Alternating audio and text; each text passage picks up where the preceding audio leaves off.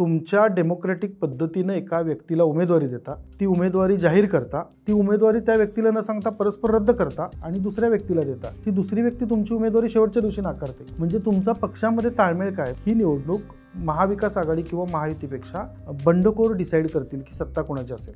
लोकसभेच्या इमिजिएट महिनाभरानंतरचं चित्र आणि आजचं चित्र याच्यामध्ये जमीन आसमानाचा फरक आहे. हे काही अगदी महाविकास आघाडीला एकदम ग्रेट फ्रेंडली चित्र आहे असं अजिबात राहिलं नाही. सरसकट जरांगे फॅक्टर आधी पण नव्हता. त्यांनी माघार घेणं हा खूप चांगला निर्णय होता असं मला व्यक्तिशः वाटतं. याचं कारण असं आहे की सामाजिक चळवळीतनं उभी राहिलेली आंदोलनं ही राजकारणाचं स्वरूप घेतात तरी कोलॅप्स होतात असा आत्तापर्यंतचा इतिहास आहे. आता मराठा समाजाचे सर्वाधिक नेते भाजपमध्ये आहेत. म्हणून काय भाजप मराठ्यांचा पक्ष म्हणतो का?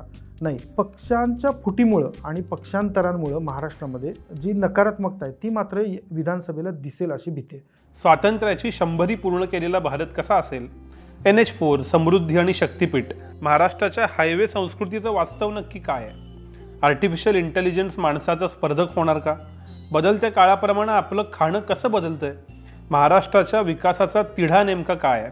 अशा असंख्य प्रश्नांची उकल करणारा विविध रिपोर्टाज आणि दिग्गज लेखकांच्या लेखांनी सजलेला व्हायटल कंटेंट नेटवर्कचा फ्युचरिस्टिक दिवाळी अंक द इनसाइट.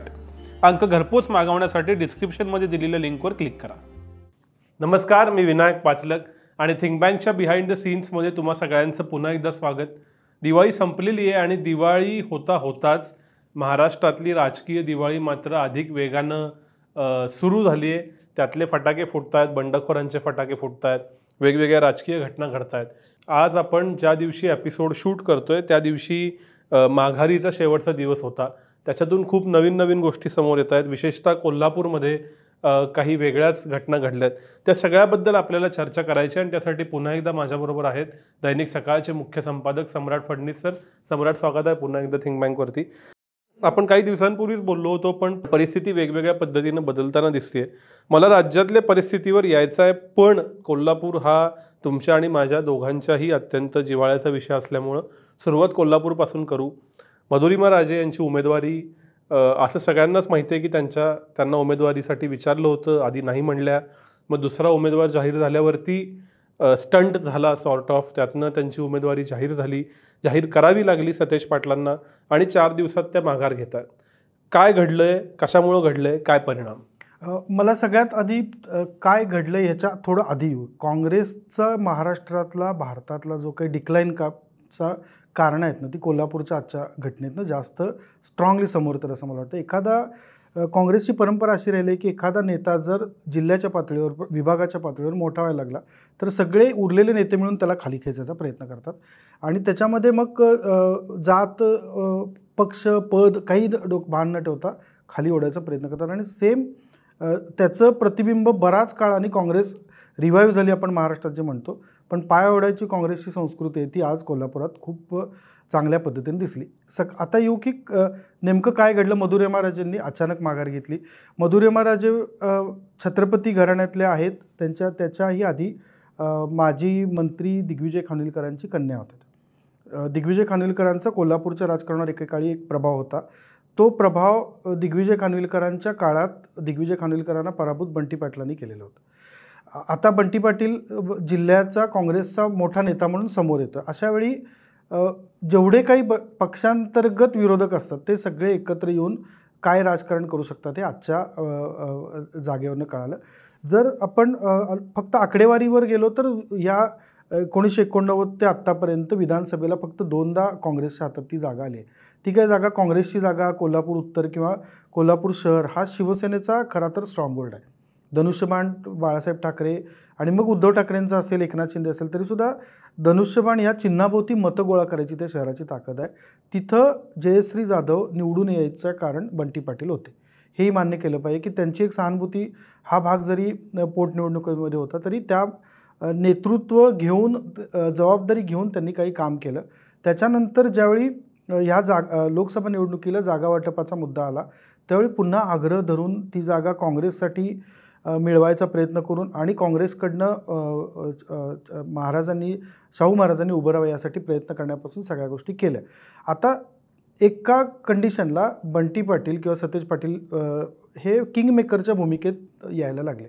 अशावेळी त्यांचे पक्षांतर्गत जे विरोधक असतात त्या भागातले, फक्त त्याच भागातले नव्हे, प्रदेश पातळीवर पण असतात, ते सगळे एकत्र येऊन हा कालचा आणि गेल्या 48 तासातल्या घडामोडी असं वाटतं. जर तुम्हाला उमेदवारी घ्यायचीच नव्हती तर आधीपासून तुम्हाला विचारणा होत होती, त्यावेळी तुम्ही आधीच नाही म्हणू शकला असता. आणि शाहू महाराजांचं वय बघता शाहू महाराजांवर ज्या विश्वासानं कोल्हापूरच्या जनतेनं मतदान करून खासदारकी दिली, हे सगळा विचारात घेतला तर त्यांनी निर्णय आधी घेणं शक्य होतं. त्यांनी काही असं 4 दिवस निर्णय आधी 4 दिवस एक घ्यायला लावायचा आणि त्यानंतर तो बदलायचा, अशी करायची काही आवश्यकता नव्हती.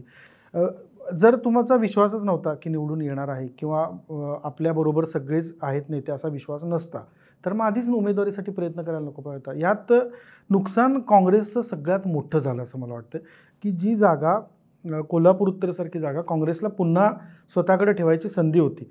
कोल्हापूर उत्तरच्या पोटनिवडणुकीचा निकाल एकतर्फी नव्हता लागलेला. तिथं भाजप कधी नव्हे ते दुसऱ्या क्रमांकावर आलेला होता. आणि त्यावेळी जर म्हणजे आपण 2 वर्ष मागं जाऊन बघितलं तर 2 वर्षापूर्वीचं ज्या पद्धतीनं त्यावेळच्या महायुतीनं कॅम्पेन केलेलं होतं, अगदी गल्लीबोळात जाऊन हिंदुत्वाचा प्रचार केला होता, त्यावेळी काँग्रेसची ओढाताण झालेली होती. त्यावेळी महाविकास आघाडी म्हणून खूप घाई गडबड करून कशीबशी ती सीट राखता आलेली होती. अशावेळी सामंजस्यानं जर राहिले असतात तर मला वाटतं की ही जागा खूप सोप्या पद्धतीनं महाविकास आघाडीकडे आली असती. पण काँग्रेसची परंपरा जी आहे की जर एखादं सोपं गोष्ट असेल तर ती प्रचंड अवघड करायची आणि मग अवघड केल्यानंतर म्हणजे छोटी आग लागली असेल तरी न विझवता आग मोठी होऊ द्यायची आणि मग विझवायला आता कोणतरी मोठे नेते येतील, असा प्रकार घडला. आणि त्याच्यात काँग्रेसचं पक्ष म्हणून मोठं नुकसान झालं, कारण ज्या पक्षाचं चिन्ह त्या शहरात होतं ते चिन्ह आता नसणार आहे. आणि मग आता पुरस्कृत उमेदवार म्हणून राजेश लाटकर असतील, त्यांना पाठिंबा द्या आणि मग त्यांना निवडून आणण्यासाठी प्रयत्न करा, असं करावं लागणार आहे. परिणाम जसे काँग्रेसवर होतील निगेटिव्ह, तसा पॉझिटिव्ह परिणाम काहीच न करता तिथं धनुष्यबाण चिन्हाला लाभ व्हायची आता शक्यता वाढली. आणि राजेश क्षीरसागर आत्ता उमेदवार असले तरी ते 2 वेळा त्यांनी आमदारकी भूषवली आहे. त्यांना त्या शहराचा अंदाज आहे. शिवसेनेची स्वतःची पॉकेट्स आहेत त्या शहरात, ती उद्धव ठाकरेंच्या नावावर असताना सुद्धा तिथं खूप चांगल्या पद्धतीनं राजेश क्षीरसागरांनी सुद्धा काम केलेलं आहे. त्यामुळं त्यांना संधी वाढली, की जी संधी त्यांना कदाचित 4 दिवसांपूर्वी सुद्धा त्यांना धाकधूक वाटत असेल की आपण टिकू का न टिकू या एकूण लढाईत, पण एका झपाट्यानं ते झालं. आणि यात काँग्रेसचं फक्त नुकसान असं नाही झालं, असं पण करून घेतलं की आपल्याच नेत्याला काय पद्धतीनं आपण मागं ओढण्यासाठी किती प्रयत्न करतो. आणि ज्यांनी त्यात स्थानिक राजकारणातनं जिथं दाखवलं जाते 26 नगरसेवक 28 नगरसेवक, मला नाही वाटतं ते स्थानिक नेत्यांचं आमदारकीचा विचार करण्याची सुद्धा पात्रता खरं तर आहे. आमदारकीचा विचार करण्याची पात्रता कदाचित आधीच्या नेत्यांमध्ये नसतील असं म्हणतात, पण ते नगरसेवक नव्हते ना. त्यांनी नगरसेवक पदाच्या सगळ्या गोष्टी केलेल्या नव्हत्या ना. ज्यावेळी जयश्री जाधवांना तिकीट दिलं त्यावेळी त्यांच्या पतीच्या जागेवर त्यांना दिलेलं होतं त्यांच्या निधनामुळं. त्या नगरसेवक होत्या, पण त्या भाजपमधनं ऐनवेळी काँग्रेसमध्ये आल्या आणि महापौर बनल्या, आमदार बनल्या. पण आत्ता जे नगरसेवक आहेत त्यांनाच एकदम आमदारकीचे खूप मोठी स्वप्न पडायला लागली होती, की ज्यांना 1-2 मतदारसंघाबाहेर शहर म्हणून काही अपील नव्हतं. मग किंगमेकर कुणाला होऊ द्यायचं नाही, आपण किमान पाडण्यासाठी तरी कारणीभूत व्हायचं. ही टिपिकल काँग्रेसची एक राजकारण गेल्या 24-48 तासामध्ये कोल्हापुरात झालं. आणि ते पक्ष म्हणून फक्त तिथंच नव्हे तर मला असं वाटतं की त्याचा परिणाम इतर भागातही होतो ना. असं नाही होत, सांगलीवर होतो, साताऱ्यात होतो, सोलापूरसारख्या ठिकाणी होतो, की जिथं काँग्रेसचे कार्यकर्ते किंवा स्थानिक नेते काही प्रमाणात काँग्रेसच्या रिवायवलसाठी खूप जोमानं प्रयत्न करतात. त्यांना अडचण होण्यासारखी परिस्थिती आजच्या कोल्हापूरच्या एकूण घडामोडींनी तयार झाली असं मला वाटतं. पण सतेज पाटील की जे आता विधान परिषदेतले गटनेते आहेत आणि जी 4 लोक त्यांच्या तिकीट वाटपाच्या कमिटीचे ऑफिशियल मेंबर आहेत, असं असताना त्या माणसाला टार्गेट करणं किंवा एकटं करणं हे एका बाजूला, हे राजकारण म्हणून आपण एक वेळ समजून घेऊ. पण कोल्हापूर कायम असं म्हणत आलेलं आहे, कारण आपले त्या शहराशी संबंध आहेत की आपल्याकडे मोठा नेता नाही, कोल्हापूरचा कधी मुख्यमंत्री झाला नाही. शिवाय अजून एक दुसरा सटल भाग असा की नगरसेवकातल्या कोणीतरी आमदार नको, म्हणजे आमच्यातले सगळे आमच्या लेवलला राहू देत, पाय खेचण्याचा जो प्रकार आहे. एक नेता जर का एखाद्या शहराला मिळत असेल आणि त्याची राज्यात किंवा देशात चर्चा होत असेल तर त्याला टार्गेट करून साध्य काय होतं का, हा मोठ्या कॉन्स्पिरन्सीचा भाग आहे? मला असं वाटतं की ओव्हरऑल राज्य पातळीवर काँग्रेसमध्ये लिडरशिपचा क्रायसिस पहिल्यापासून तर का आज नाही आहे. म्हणजे पृथ्वीराज चव्हाणांचं या सगळ्या घडामोडींमध्ये पृथ्वीराज चव्हाण कुठे आहेत आत्ता, की ज्यांचा महाराष्ट्राच्या ॲडमिनिस्ट्रेशनवर प्रचंड कमांड होता, किंवा महाराष्ट्रातले चांगले मुख्यमंत्र्यांमध्ये पृथ्वीराज चव्हाणांचं आपण नाव घेतो, जरी कारकीर्द त्यांना कमी मिळाली तरी. पण ह्या सगळ्या निवडणुकीच्या प्रक्रियेमध्ये लोकसभेनंतर पृथ्वीराज चव्हाण कुठे आहेत? प्रश्न असा आहे की समंजसपणा काँग्रेसमध्ये सत्ता जवळ यायला लागली की राहत नाही. आणि ज्यावेळी सत्ता नसती, ज्यावेळी विरोधी एका टोकाला ढकलले गेलेले विरोधी पक्ष म्हणून काँग्रेस काम करतं, त्यावेळी खूप समंजसपणा एकमेकांमध्ये असतो.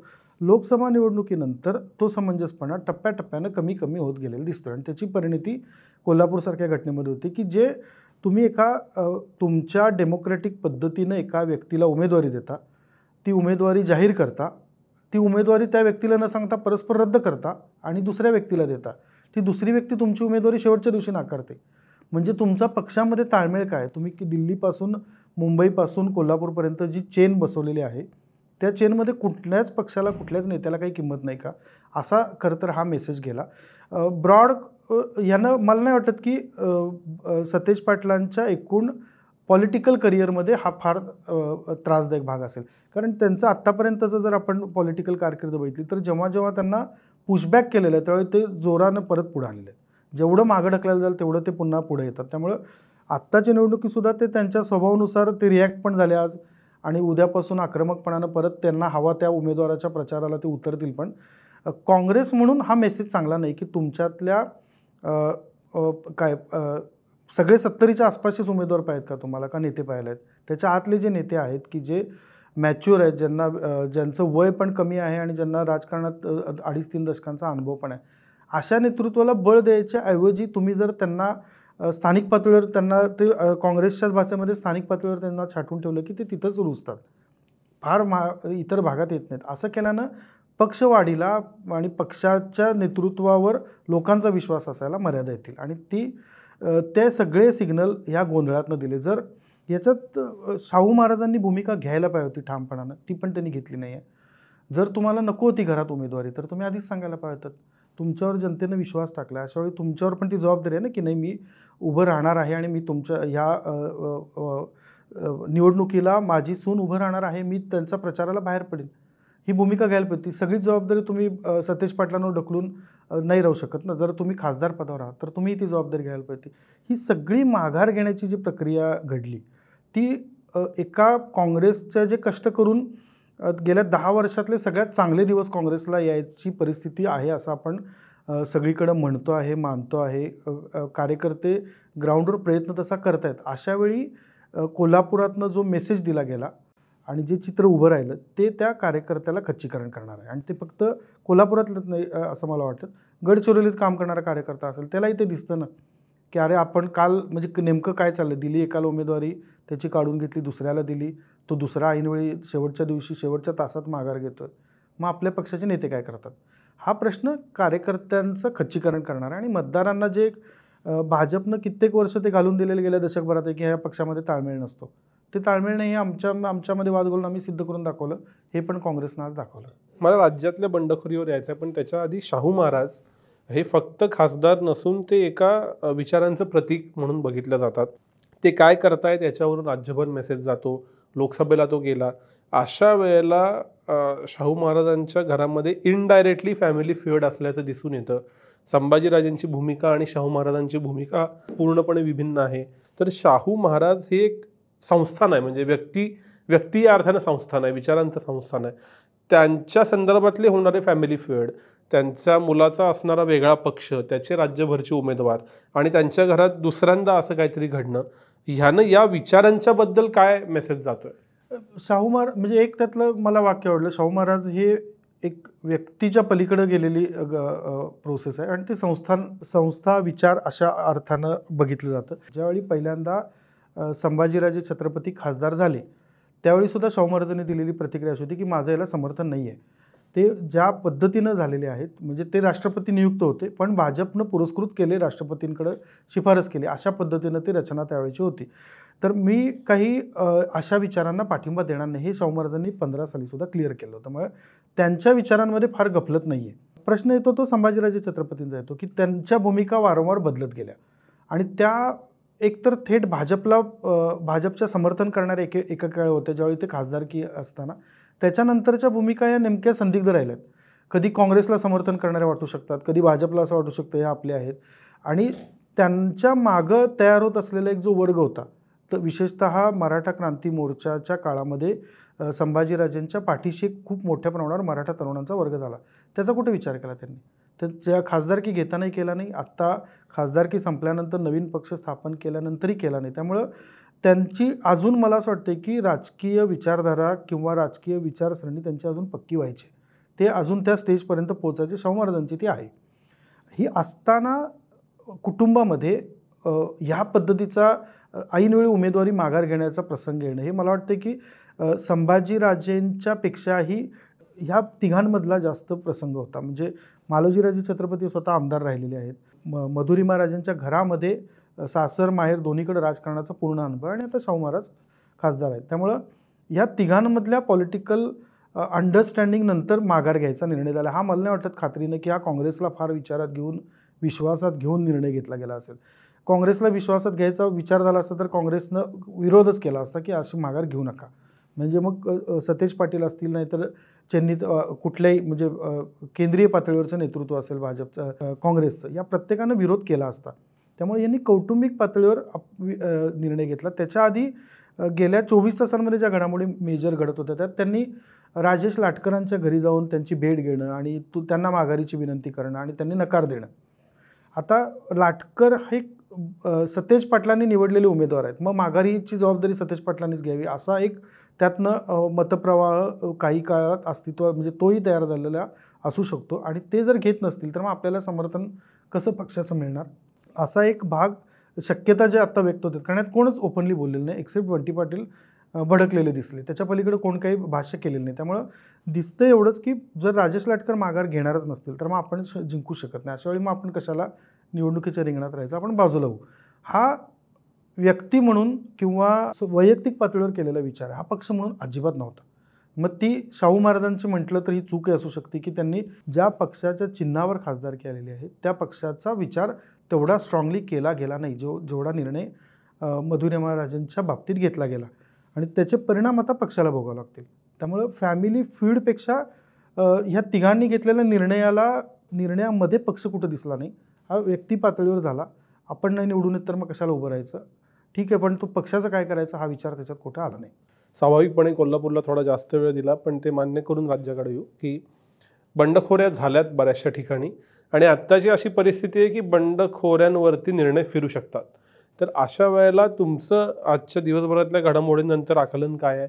जरांगेंच्या उमेदवारीची माघारी, सर्व उमेदवारांचे किती झाले माहीत नाहीत आपल्याला, आता त्यातल्या वेगवेगळ्या ठिकाणचे बंडखोर कुठं माघारी कुठं उभं राहणं, काय चित्र दिसतंय? बंडखोरांमध्ये 3 पक्षांना सर्वाधिक आहे बंडखोरीचं लागण. एक भाजप काँग्रेस हे दोन्ही खरं तर 1-2 म्हणण्यापेक्षा दोघेही एकाच पद्धतीचे आहेत. आणि त्याच्यानंतर आहे एकनाथ शिंदेच्या गटामध्ये सुद्धा बंडखोरी दिसते.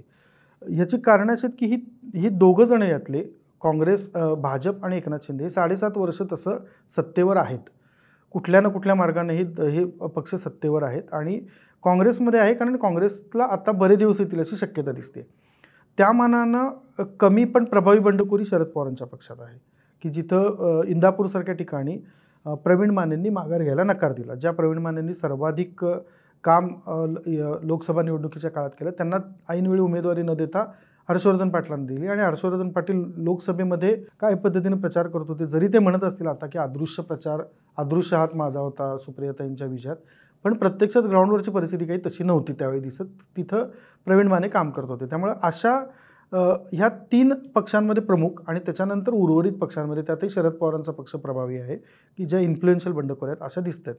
आता अजूनही 3-4 दिवसांमध्ये हे जरी बंडखोर म्हणून उभे राहिले असले तरी पुढच्या 3-4 दिवसांमध्ये यांच्याशी डील काय पद्धतीने होतात, काय पद्धतीने यांना पुढची आश्वासनं दिली जातात, हा एक मेजर भाग असेल. कारण हा झाला तर प्रत्येक पक्ष म्हणजे ही निवडणूक महायुती विरुद्ध महाविकास आघाडी अशी व्हावी याच्यासाठी महाविकास आघाडीने 100% प्रयत्न केले होते. असं नव्हतं की 1:1 निवडणूक झाली असती तर तो महाविकास आघाडीला फायदा होता. पण अशी निवडणूक होऊ नये यासाठी भाजपने गेल्या 2 महिन्यांमध्ये बघितलं तर तशी रचना केलेली होती की जिथं तिरंगी निवडणूक होईल, जिथं बंडखोरांची संख्या वाढेल किंवा जिथं तिसरा पक्ष येईल तिथं सर्वाधिक संधी ही महायुतीला राहणार होती. त्यामुळं लोकसभेच्या इमिजिएट महिनाभरानंतरचं चित्र, 1 महिन्यातलं चित्र आणि आजचं चित्र याच्यामध्ये जमीन आसमानाचा फरक आहे. हे काही अगदी महाविकास आघाडीला एकदम ग्रेट फ्रेंडली चित्र आहे असं अजिबात राहिलं नाही. उलट महायुतीनं काही प्रमाणात स्कोर करत वरपर्यंत आले. आता आजच्या बंडखोरीमध्ये सुद्धा तसं दिसतं की ज्या जागा एकनाथ शिंदे सदा सरवणकरांसारखी जागा जिथं राज ठाकरेंसाठी माघार घ्यायला ते तयार होते पण ती गेली नाही, पण राज ठाकरे येऊ देत नाही तर राज ठाकरेंचा उमेदवार अमित ठाकरे येऊ देत नाही तर सदा सरवण, फायदा अल्टिमेटली महायुतीला होईल. अशी रचना आत्ता सर्वाधिक ठिकाणी दिसते की जी indirectly it is favouring to Mahayuti than to Mahavikas Aghadi. याच्या उलटं महाविकास आघाडीमध्ये ज्या बंडखोऱ्या आत्ता दिसत आहेत त्या खूप तीव्र आहेत. त्या दोन कारणांनी त्यातलंही स्पष्टपणा दिसतं. त्यातही शरद पवारांच्या पक्षामध्ये जे एक उदाहरण आपण मानेंचं बघितलं, तसं गोंधळाचं उदाहरण अजित पवारांच्या बाजूचं पण आहे की चिंचवडसारख्या ठिकाणी आपण 10 दिवसांपूर्वी भूमिका घेणारे नाना काटे अजित पवारांच्या पक्षात राहून त्यांना शरद पवारांचं उमेदवारी हवी होती, ती मिळाली नाही म्हणून ते उभं राहणार होते, ते बंडखोर असणार होते शरद पवारांच्या पक्षाच्या विरोधात. ते आज असं म्हटले की मी माघार घेतली आणि माझा पाठिंबा भाजपच्या उमेदवाराला शंकर जगतापांना. तिथं एक क्लॅरिटी त्यांना कुठंतरी आहे की आपण किती मतांनी निवडून आलो असतो हे दिसतं आहे. पण जिथं मानेंसारखा उमेदवार इंदापूरमध्ये उभा आहे तिथं अडचण झालीच ना हर्षवर्धन पाटलांची. जी बंडखोरी कदाचित शरद पवारांना आधी थांबवता आली असती, डायलॉग करून दुसऱ्या पद्धतीनं त्यांना काही शांत करता आलं असतं, तसं न झाल्यामुळं जिथं तिरंगी निवडणूक होते तिथं जे भरणे अण्णा कदाचित भरणे मामा आत्ताच्या निवडणुकीमध्ये रेसमध्ये राहिले पण नसते अशी परिस्थिती आली. 3 महिन्यापूर्वी 100% होते, आज बदलत गेलेली आहे.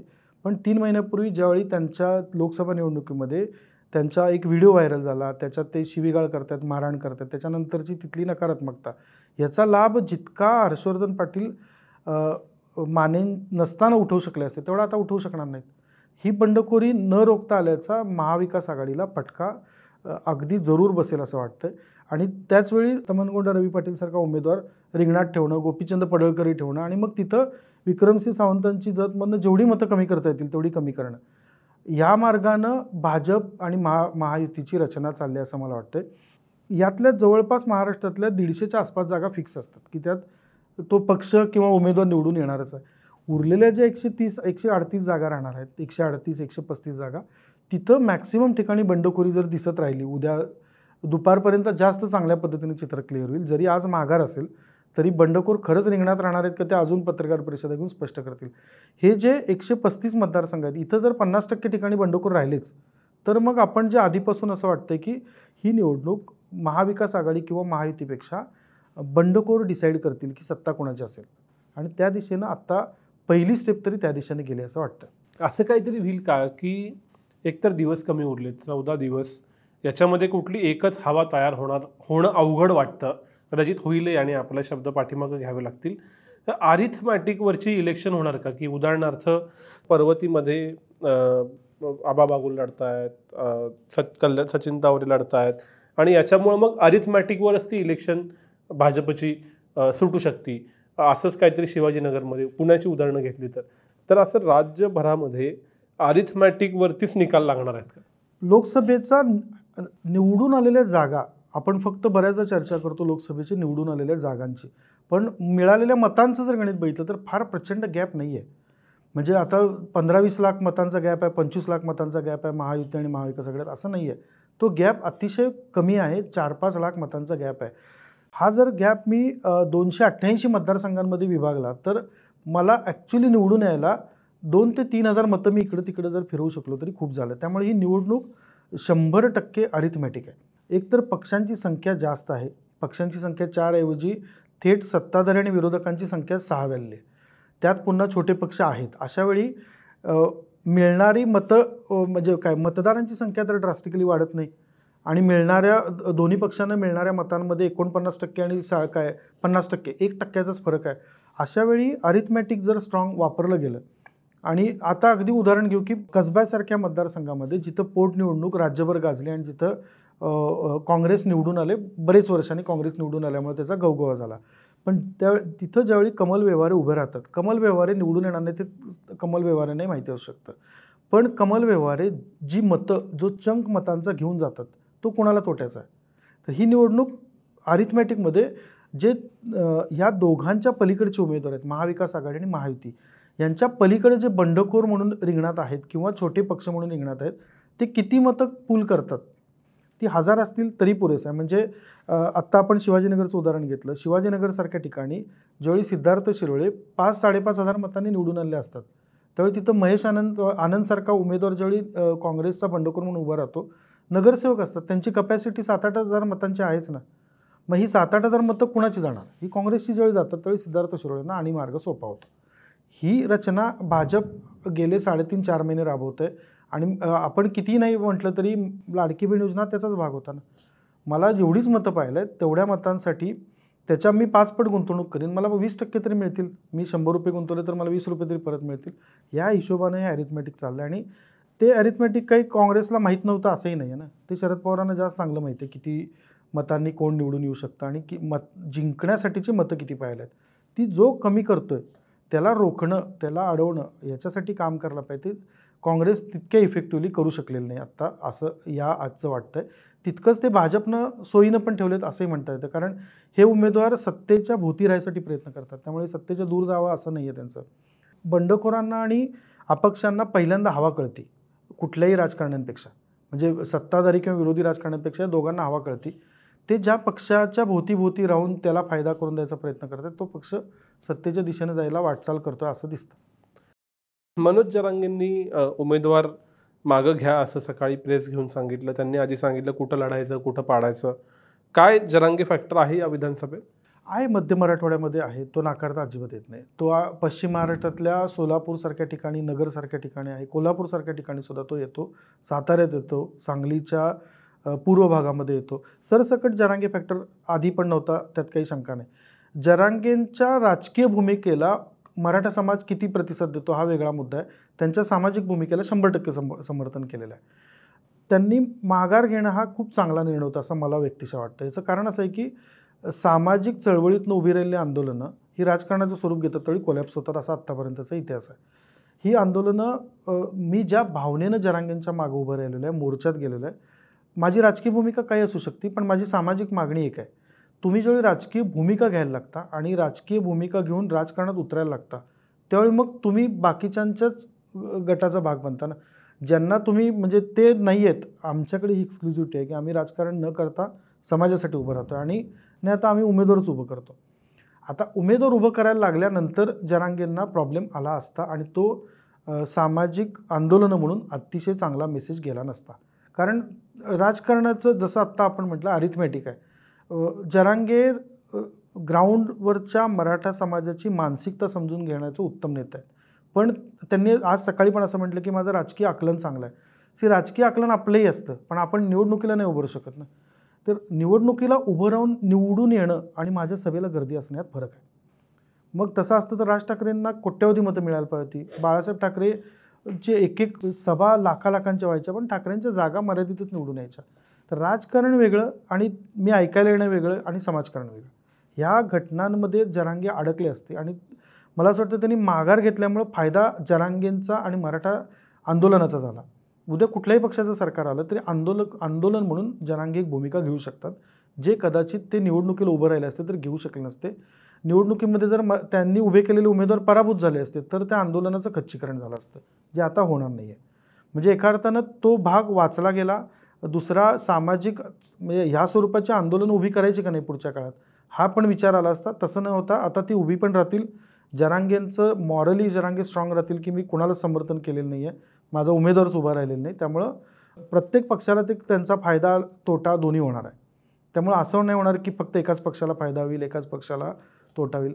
तो सगळ्यांनाच होणार असल्यामुळे ज्यावेळी जरांगेंच्या मागणीचा विचार करायची वेळ येईल पुढच्या सरकारला त्यावेळी जरांगेंकडे नैतिक धाडस राहील की मी तुम्हाला पाडलेलं पण नाही, तुम्हाला निवडून पण आणलेलं नाही, माझ्या समाजाची मागणी आहे, मी राजकारण न करता तुमच्यासमोर उभा आहे. हा मेसेज आज गेला. तो त्यांनी आधी दिला असता तरी चाललं असतं, माघारीच्या दिवशीच द्यायचं काही कारण होतं असंही नाही. आणि इतर पक्षांनी पाठिंबा जर दिला असता तरी मला नाही वाटत की जरांगे इतकं पुढे गेले असते की निवडणूक लढवण्यासाठीचं राजकारण तसं नेतृत्व विकसित करणं ही पूर्ण वेगळी प्रक्रिया आहे, जी कदाचित इथून पुढच्या 2-4 वर्षात ते करतील. मग जिल्हा परिषद निवडणुका आहेत, महापालिकांच्या आहेत, तिथं प्रचार करून तिथं तयार करायचा प्रयत्न करतील. आत्ता माघार घेतली खूप चांगलं झालं असं वाटतं. या सगळ्यामध्ये रिव्हर्स ओबीसी पोलरायझेशनची भीती वाटते का वेगवेगळ्या लोकांना? याचं कारण लोकसभेला जरांगेंचा चेहरा म्हणजे त्याला लक्ष्मण हाकेंचा पॅरलल चेहरा नव्हता, तो उभा राहायला गेल्या 6 महिन्यात. हरियाणामुळं भीती वाटू लागली की अरे डॉमिनंट कास्टच्या विरोधात सगळ्या इतर कास्ट एकत्र येत आहेत. त्यामुळं हळूहळू सर्वच विरोधी पक्षांनी विशेषतः जरांगेंपासून स्वतःला लांब ठेवायला सुरुवात केली असं दिसतं. तर रिव्हर्स ओबीसी पोलरायझेशन हा फॅक्टर आज या क्षणी दिसतोय का? मला नाही वाटत रिव्हर्स ओबीसी पोलरायझेशन. पण ओबीसी पहिल्यापासून भाजपच्या बाजूने यात कुठे शंका नाही. ती पार 90 पासून आजपर्यंतचा काळ घेतला तर भाजपनं ओबीसी नेतृत्व महाराष्ट्रामध्ये डेव्हलप करत नेलं, देश पातळीवर डेव्हलप करत नेलं. त्यामुळे हा एक फॅक्टर आहे की भाजपकडं ओबीसी नेतृत्व स्ट्रॉंग आहे. दुसरा फॅक्टर त्यातला असा आहे की लोकसभा निवडणूक काळामध्ये किंवा त्याच्या आधीच्या मराठा आंदोलनाच्या काळामध्ये ओबीसी विरुद्ध मराठा असा संघर्ष मराठवाड्यामध्ये उभा राहिला, जो इतर भागामध्ये उत्तर महाराष्ट्रात होता तो महाराष्ट्राच्या इतर भागामध्ये पसरत गेला होता. पण त्याचं प्रत्यक्ष मतांमध्ये परिवर्तन झालं असं अजिबात वाटत नाही. उलट ओबीसी मतं काही प्रमाणात भाजपकडनं सुद्धा दूर गेली असं निवडणुकीचं आपलं म्हणजे मतदार संघनिहाय ज्यावेळी ॲनालिसिस करायला बसतो त्यावेळी विदर्भामध्ये जो ओबीसी स्ट्रॉंगहोल्ड होता तिथं सुद्धा भाजपच्या विरोधात मतं गेली असं दिसलं. त्यावेळी ती काँग्रेसकडे गेली. मध्य मराठवाड्यामध्ये काही शिवसेनेकडे गेली, काही शरद पवारांकडे आली. याचा अर्थ फक्त ओबीसी पोलरायझेशननं फायदा होतोय असं नव्हतं. आता तिसरा फॅक्टर की मराठा समाजानं आत्तापर्यंत जातीवर मतदान केलं असा महाराष्ट्राचा इतिहास नाही आहे. तशा म्हणजे जर आपण आकडेवारीवर जायला गेलं तर आत्ता मराठा समाजाचे सर्वाधिक नेते भाजपमध्ये आहेत. म्हणून काय भाजप मराठ्यांचा पक्ष म्हणतो का? नाही. मराठ्यांचे कमीत कमी नेते कदाचित शरद पवारांकडे असतील, पण एक नॅरेटिव्ह सेट करायचा जो प्रयत्न वारंवार होतो की जो पवारांनी स्वतःही शरद पवारांनी अनेकदा नाकारलेला होता. एका जातीचा नेता असं संकुचित पवारांनी होऊ दिलं नाही. आणि भाजपकडे सर्वाधिक नेते असूनही भाजप अजूनही आम्ही ओबीसी, आम्ही मराठा असं सगळ्याच नेतृत्वाचा पुकारा करत राहतं. असा आत्ताचा खरं तर सिनेरिओ आहे. आता ह्या केसमध्ये रिव्हर्स पोलरायझेशनची शक्यता का वाटत नाही तर लोकसभेचा निकाल असं सांगत नाही, हा एक फॅक्टर. दुसरा, मधल्या पिरियडमध्ये जरांगेंनी तशी भूमिका नाही घेतलेली. मधल्या सगळ्या लोकसभा निवडणूक ते विधानसभा निवडणूक ह्या काळामध्ये त्यांनी प्रचंड ॲग्रेसिव्ह अँटी ओबीसी भूमिका घेतली नाही, हा दुसरा फॅक्टर. आणि तिसरा, ह्या सगळ्या मधल्या काळामध्ये हाके असतील, छगन भुजबळ असतील यांनीसुद्धा अँटी मराठा भूमिका घेतली नाही की जी स्ट्रॉंगली कदाचित घेतली असती तर मराठा आणि ओबीसी पोलरायझेशन थेट झालं असतं. ते महाराष्ट्रात झालेलं नाही आहे. उलट ते प्रत्येक पक्षानं पक्षीय पातळीवर भूमिका घेताना सामंजस्याची घेतली. ग्राउंडवर त्यांचे प्रत्येकाचे मतदारसंघाची गणितं वेगळी आहेत. त्यामुळं जसं संदीपान भुमरेंच्या मतदारसंघामध्ये लोकसभेला वेगळं गणित होतं आणि महाराष्ट्राच्या इतर भागांमध्ये वेगळं गणित होतं, तसं विधानसभेला सुद्धा मध्य मराठवाड्यामध्ये मतदारसंघनिहाय गणितं असतील आणि ती मग लोकल पोलरायझेशनची असतील. मग ती एका ठिकाणी दलित पोलरायझेशन असू शकते, एका ठिकाणी मुस्लिम पोलरायझेशन असेल, ओबीसी पोलरायझेशन, मराठा पोलरायझेशन पण असेल. पण सरसकट जे ब्लँकेट पोलरायझेशन दिसायला पाहिजे तसं महाराष्ट्रात नाही दिसलेलं. म्हणजे हे क्लिअर कट आहे की ते कितीही प्रयत्न झाला तरी ते तेवढं पोलरायझेशन झालेलं नाही. आणि ते झालं असतं तर तो फटका खरं तर महाविकास आघाडीला पण बसला असता, कारण ते तेवढे त्यांनी त्याच एका मराठा फक्त धरून राहायचं अशा पद्धतीनं राहायची भूमिका ना काँग्रेसनं घेतली आहे ना शरद पवारांनी घेतली आहे. त्यामुळे तसं त्यांना ते धोक्याचं पण झालं असतं. ते पोलरायझेशन किमान आत्ता तरी टळलं आहे असं मला वाटतं. 14 दिवस उरलेत प्रचाराचे. खूप 6 पक्ष, 7-8 वेगवेगळ्या आघाडी धरून अपक्ष. काय मुद्दे चर्चेला येतील? कोणत्या मुद्द्यांवरून ही निवडणूक पुढे जाईल असं आत्ता वाटतं? मला आत्ता खरं तर ना म्हणजे लोकसभेला जी परिस्थिती होती, जोपर्यंत संविधान शब्द उगवत नव्हता तोपर्यंत अशी परिस्थिती होती की नेमका मुद्दा सापडत नाही आहे. म्हणजे मोदींना विरोध हा मुद्दा आहे काय आणि मोदी म्हणतात काय 2047चा भारत, तशी परिस्थिती खरं तर आत्ता म्हणजे माघार झाली आहे. आता उरले 14 दिवस तरी महाराष्ट्रात एकच एक मुद्दा जो पाहिजे प्रचाराचा तो अजून नाही आलेला. त्यामुळं दुसरी शक्यता जी मला मोठी वाटते ती ही निवडणूक हायपर लोकल होत जाईल का, आणि ती होत गेली तर ती कुठल्याच पक्षाच्या हातात राहणार नाही. हायपर लोकल जर होत गेली तर कोल्हापूरसारख्या कोल्हापूर भागामध्ये असलेले प्रश्न, तिथल्या मतदारसंघांमधली परिस्थिती आणि तिथल्या मुद्द्यांवर निवडणूक, आणि मराठवाड्यामध्ये तिथल्या मुद्द्यांवर निवडणूक अशा पद्धतीनं जायची शक्यता आहे. कारण पुढचे उरलेत 14 दिवस, त्यातले 2 दिवस वगळले तर उरलेत खरं तर 11-12 दिवस. या 11-12 दिवसांमध्ये लोकांपर्यंत एक मुद्दा घेऊन जाऊन पोचणं पक्ष म्हणून याच्यापेक्षा जास्त स्थानिक पातळीवर जाणं असं राहील अशी एक शक्यता दुसरी वाटते. आणि तिसरा, उद्यापासून खरं तर महाराष्ट्रात प्रचाराचे मोठे दौरे सुरू होतात, ज्याच्यात मोदी आहेत, अमित शहा आहेत, शरद पवार आहेत, राहुल गांधींचा दौराही ठरेल, कदाचित सोनिया गांधी प्रियांका गांधी येतील आणि मग खरी धमाल येईल. मग त्यांच्या बोलण्यामधला एखादा मुद्दा 6-7 दिवस किती चालतो. लोकसभेला कसा मोठा टाईम स्पॅन होता, 2 महिन्यांचा टाईम स्पॅन होता की एखादा शब्द लोकांपर्यंत पोचवत नाही येणं, देशभर पोचवत नाही येणं. तसा प्रकार महाराष्ट्रात 8-10 दिवसात करण्यासाठी एकतर कुणीतरी फार मोठी घोडचूक करायला पाहिजे, नाहीतर कुणाला तरी फार मोठं गभाड सापडायला पाहिजे. 2च शक्यता आहेत की त्या घोडचूक करायच्या मूडमध्ये ना आत्ता सत्ताधारी आहेत ना विरोधी पक्ष आहेत. त्यांच्यातला एखादा कार्यकर्ता किंवा एखादा नेता काही बरळला बोलला तर तो मुद्दा घेऊन जातील. पण एक ब्लँकेट मुद्दा ह्या क्षणी तरी महाराष्ट्रात कुठं दिसत नाही. अगदी शेतकरी आत्महत्यांसारखा मुद्दा आत्ता चर्चेत कुठं आहे? एवढा नाहीच आहे. शेती कर्जाचा मुद्दा चर्चेत नाहीच आहे. बेरोजगारीचा मुद्दा एखाद दुसऱ्या भाषणांमध्ये येतो, पण तो ग्राउंडवरच्या चर्चेमध्ये नाहीच आहे. अजूनही आपण आहोत ते माघार, बंडखोरी, पक्षाच्या भूमिका, कोण कोणाला पाठिंबा देतं इथंच आहोत. इथून पुढच्या 10-12 दिवसांमधल्या सभा खरं तर नॅरेटिव्ह ठरवतील आणि ते नॅरेटिव्ह जितक्या क्विकली जितका पक्ष ताब्यात घेईल त्याला सगळ्यात मोठं यश मिळेल असं दिसतंय. पेनल्टिमेट प्रश्न, शेवटचा प्रश्न आधीचा. जनतेनं सुद्धा या सगळ्याकडे खूप त्रयस्थपणे तटस्थपणे बघायचं ठरवलंय का, की हे कोणत्याही पक्षात जात आहेत, काही होतंय, आपण पण नुसतं बघू आणि शेवटी जायचं आहे ते बघू? आयदर इंटरेस्ट कमी होतोय का किंवा ते या सगळ्याकडे अधिकाधिक एंटरटेनमेंट म्हणून बघतायत का? एंटरटेनमेंट जास्त आहे, म्हणजे प्राईम टाईमचं एंटरटेनमेंट आहे. म्हणजे आता आपण पुण्यातलं परत उदाहरण घेऊ. 15 दिवसांपूर्वी जे उमेदवार म्हणजे कार्यकर्ते मी उभा राहणारच असं सांगत होते, ते आज माघार घेऊन दुसऱ्याच्या प्रचारात मी कसं छातीठोकपणे सांगतात की मी यांच्या पाठीशी आहे. आता हा ढोंगीपणा आणि भूमिका यात फरक असतो ना. म्हणजे एखाद्यानं उमेदवारीसाठी आग्रह धरणं आणि स्वतःची सगळी राजकीय ताकद पणाला लावणं किंवा पक्षाच्या भूमिकेनुसार माघार घेणं, असे 2 प्रकार असायला हवेत. ह्याच्याऐवजी वैयक्तिक लेवलला जाऊन उमेदवाराशी डील करणं, हा प्रकारसुद्धा या निवडणुकीत घडला नाही. लोकांना कळत नाही असं काही नाही ना. लोकांना कळतं ना की हा उमेदवार 8 दिवसापूर्वी वेगळं बोलत होता, आता माघार घेऊन एकदम यांच्या मागं फिरायला लागला आहे. तर हे काही सरळ दिसणारं चित्र नाही. एवढी विचारसरणी होतीच तर मग एवढे दिवस काय करत होता, मग उभारलाच कशाला? त्यामुळं लोक आत्ता ह्या क्षणी तरी दिवाळीच्या नंतरच्या एक लिथार्जी शांतता असते त्या मूडमध्ये जास्त असतील. पक्षांच्या फुटीमुळं आणि पक्षांतरांमुळं महाराष्ट्रामध्ये जी नकारात्मकता आहे ती मात्र विधानसभेला दिसेल अशी भीती आहे. महाराष्ट्र आणि एवढे प्रचंड प्रयत्न होताना गेल्या 15 दिवसात नाही दिसलेले. मतदान वाढवण्यासाठीचे जे प्रयत्न लागतात की स्ट्रॉंगली प्रशासकीय पातळीवर खूप मोठ्या प्रमाणावर प्रयत्न व्हायला पाहिजेत, तेही अजून कुठं आलेले नाही आहेत. ते आता शेवटच्या 4-5 दिवसांमध्ये आले तर ठीक आहे, पण लोकसभेला ते होत होते, जरा तरी होत होते. तसे प्रयत्न बूथ रचनेबद्दल किंवा प्रचारांच्या सभांमधनं मतदान करा हे आव्हान या पातळीवर आत्ता दिसत नाही. त्यामुळे एक अशी सुस्ती असलेल्या निवडणुकीचं चित्र आज आहे, जे कदाचित जर फार मोठा काहीतरी एकदम प्रचाराचा झंझावात आला तर बदलेल. नाहीतर कदाचित ही निवडणूक महाराष्ट्रातली लोएस्ट मतदान झालेली अलीकडच्या काळातली निवडणूकसुद्धा असू शकते. कारण तेवढं पक्षांतर, फाटाफुटी, पुन्हा मी त्याच पक्षामध्ये जातो आहे की जिथनं सोडून आलो आणि मी सांगतो आहे की मी निष्ठावान आहे. तर मी निष्ठावान होतो तर मग 2.5 वर्ष कुठं होतो, हे प्रश्न लोकांना पडतो, उमेदवारांना जरी पडत नसला तरी. त्यामुळं यात धुतल्या तांदळासारखं कोणच नाही, एवढं लोकांना 100% कळाले. 6 जणांच्या 6 जणं एकाच पद्धतीने विचार करतात, सत्ता काही करून मिळावी, मग कोणाच्याही बरोबर जावं.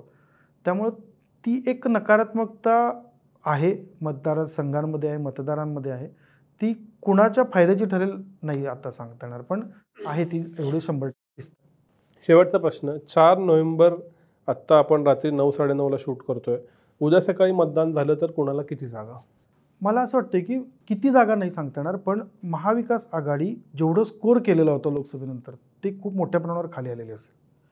की जी महायुती म्हणून मला गेल्या 1-2 महिन्यांमध्ये जिथं जिथं फिरतो तिथंही दिसतं की महाविकास आघाडीनं महायुतीच्या चुका रिपीट केल्यात आणि महायुतीनं महाविकास आघाडीच्या ज्या ज्या चांगल्या गोष्टी होत्या त्या स्वीकारल्या.